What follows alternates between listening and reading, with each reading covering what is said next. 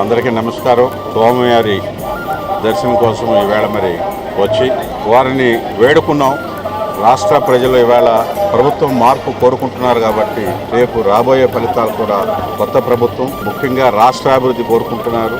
రాష్ట్రంలో యువత, పేద ప్రజలందరూ కూడా మా ప్రభుత్వం రావాలని కోరుకుంటున్నారు కాబట్టి స్వామివారి ఆశీస్సులు తీసుకుని మా అధ్యక్షుల వారికి, ముఖ్యంగా ముఖ్యమంత్రిగా ప్రమాణ స్వీకారం చేసే ముందు మా తరఫున కూడా స్వామివారి ఆశీస్సులు తీసుకుని రాష్ట్ర ప్రజలకు మంచి జరిగే విధంగా, ముఖ్యంగా ఎన్డీఏ ప్రభుత్వం రేపు వచ్చి తీరుతుంది.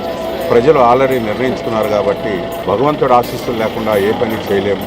మంచి ఆలోచనలు ఇచ్చి రాష్ట్రాభివృద్ధి, అదేవిధంగా టీటీడీని కూడా ఇంకా ప్రక్షాళన చేయాల్సిన అవసరం ఉంది కాబట్టి భక్తుల సౌకర్యాలు కానీ, అదేవిధంగా అనేక మార్పులు మీరే చూస్తారో రేపు ప్రభుత్వం వచ్చిన తర్వాత. Thank you.